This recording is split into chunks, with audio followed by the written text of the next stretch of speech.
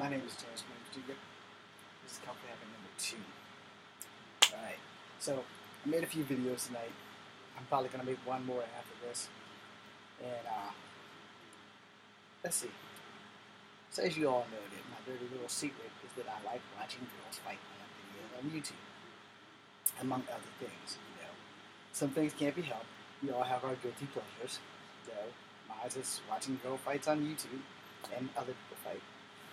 So while I'm watching these fights, and I've given you guys the rundown on let me up, do this, do that.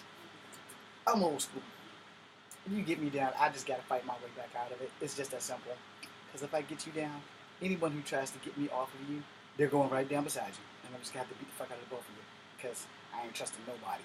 I'm sorry. That's just the way it's gonna have to be. Now, when I'm watching these fights, and I watched a girl today get snatched out of a fucking drive-through window. I do like watching fights in public places. I'm sorry, it's like one of my pet peeves of what I really enjoy. And usually I just watch them because, a boobie might pop out, which works for me. I want all you guys to understand something. If anyone tells you that they don't have a guilty pleasure, it's not because they're lying. It's because they probably haven't found it yet. And here's the thing. Some of us have more than one guilty pleasure. I have a lot of guilty pleasures, but my favorite guilty pleasure is playing Mass Effect. However, I have to play something else until Andromeda comes out, so I told you guys before I'm working on the Star Trek Online thing. But my guilty pleasure of all guilty pleasures, not porn. I'm sorry, it's not porn. I'm sure you guys thought it was going to be porn, but it's not Asian porn or anything like that. I love watching girls fight. It invigorates me. It also reminds me of the things that I can no longer do thanks to having this hip replacement. About being all that I can be and getting a messed up life and an ugly wife in the army. Well, 9 times out of 10, I hate to tell you guys, truth be told, when I joined the army, there were no ugly chicks in the army. There were no ugly chicks at Fort Benning, Georgia. None whatsoever. Those girls in those uniforms were badass. You understand me? They were hot as fuck. If there was no fraternization laws at Fort Benning, Georgia, oh God, yeah, I went to the right base. Straight up and down, I went to the right base. But there are no fraternizations amongst officers and NCOs and soldiers. You can't do any of that shit. You can do it if you want to risk your career. I don't recommend doing anything like that, because your career is everything. One thing you gotta understand about the military, we don't fuck around. Now, granted, there's good and bad for everything. All right. Before I went in, there were a lot of rapes, but most of those were in the Navy, so I wasn't really worried about it. But let's talk about military rape. So that's what my lead-in was. You fail to understand that rape is a two-way street. Rape is a crime that occurs more often than you think.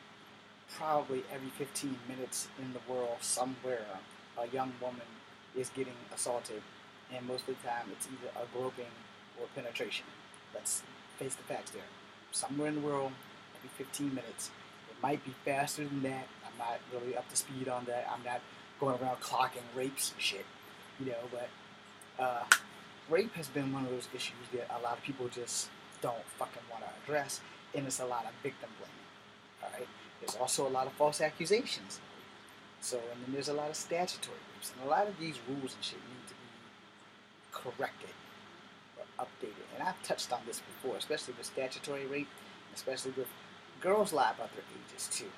And guys at the club, I'm telling you, if I'm at the door and I look at your boobs and I look at that ID, if I see your boobs one more time, I can pretty much guarantee you're probably going to get in. Just because I saw boobs. I'm a man. I love boobs. She's not going to bend over and lift up her skirt. But do one of those numbers and these things pop up where I can see them, yeah, I ain't going to remember how old she was. Like, yeah, and especially if there's a queue forming outside, yeah, it's like, yeah, just go ahead. She can't drink. I probably won't remember until she gets into the door. And by then, everybody will start looking the same. Because most boobs, let's face it, you see enough of them, they all start looking the same. And, pretty girl, pretty face, poop, poop, pop some boobs. I'm pretty much gonna only remember her boobs. I'm not gonna remember her face. I can almost guarantee you that. I'm not trying to be a sexist. I'm just telling the truth. Now, male rape is basically known as sodomy. All right. Now, as I was leaving, and I didn't find this out until I got to the freaking train station, which made me happy. So apparently, at Fort Benning, not on the sand hillside where I was at, but on one of the other quadrants there was a whole bunch of male rapes. One of my compatriot dudes had said it when I was in Bravo, because he found out and he told everybody in our barracks. I won't say his name because he's actually still in the army and I don't want to ruin anything for him. But he was like, "Yo, dude, there's been like a whole bunch of male rape reports, and one of them pretty boys." So he was like, "God, I'm glad it's not over here because I'm one of them pretty boys." And he actually said that, and I was like, "Yeah, well, I'm one of the small guys, so you ain't the only one that's gonna be on that list." And it was like, well, still. So, and people was wondering why I always slept with one eye open. I had heard stories about this shit before I got into the military. I was like, yeah, I don't really want to be a victim of sodomy. I mean, I'll take hazing. I'll take hazing over an ass fuck any day, especially if I'm the one getting fucked up the ass. So, you want to stick a knife through my chest? Let's do that. That's not going to be that bad as having a dick up my ass. I'm sorry, that's just me. The male body is not made for that shit. Alright? We were not designed to take a dick in the ass. If I've offended anybody who lives the alternative lifestyle, I apologize. But this is a more serious video. This is about rape. This is about military rape. And these things do happen. And a lot of people don't report them because most of the time it's either an NCO or even higher, messing with someone who's more like I was, which is like a private or specialist or whatever. And no one really wants to wreck their career. And then there's that fact that you generally blame the victim before you get to the truth. And it needs to be more than one victim. And some people just aren't brave enough to come out, with all these accusations. They started digging into this. And luckily for me, it wasn't on my side of Fort Benning. So when I got to the plane station, or the bus station to the plane or whatever, because it's like one whole connected thingy. So they were like, yeah, man, this and this was happening there. And I was like, well, damn. That's like right down the block from where we were. And it was like, and when I got to Delta before that, it was still happening. And when I got to the station where people were leaving to go, they were also like either leaving or getting their deployment papers. It was like, yeah, man, there's a whole lot of ass rapes down on the other side where we was at. And I was like, ass rapes? Excuse me, were they raping women or men? It's like, both, man, both. And I was like, what the fuck? So yeah, I'm sure they probably kept all that shit under wraps. Because Fort Benning TV is down there somewhere. Because that's the only news we watch, CNN or the Fort Benning channel, which I have no idea what that is. I don't think you get it up here in Virginia, but anyway, rape is a serious issue, and don't think that it can happen to you, because the second that you think something can't happen to you, it probably will down the road. So you have to always be vigilant, and you have to always watch your back. You have to always watch your P's and Q's. You have to watch your ass on a constant. I myself was against showering with 54 other dudes naked. After my transfer from Bravo to Delta, I was pretty much like, fuck it. You're going to see my little dick swinging in the wind. One way or another, somebody's going to see it, so fuck it. Plus, in Bravo, we didn't have stalls. We just had one big square shower. I think they had maybe, like, 2 of the stalls might have had, like, got broken or something. So I don't remember if they replaced them by the time, like, the second or third week came around. They were there, and then they weren't there, and then they were there, or whatever the hell.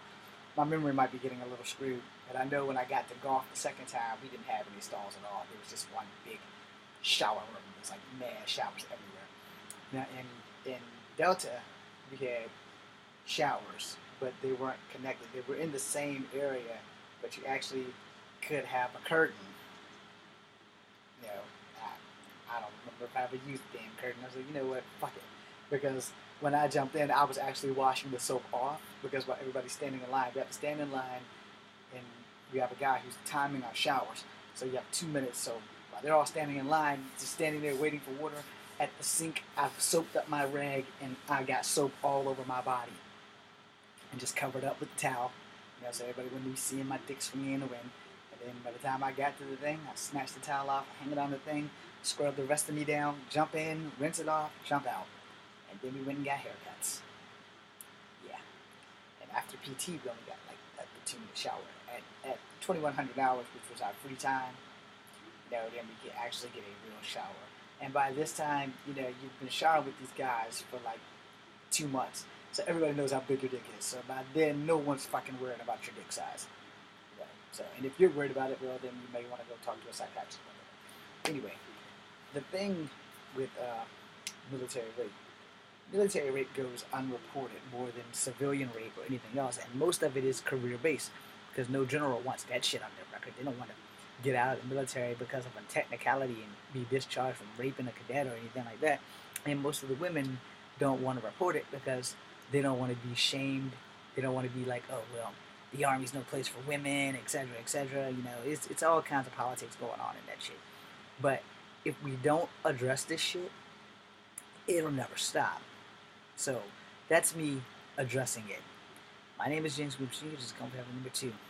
BC.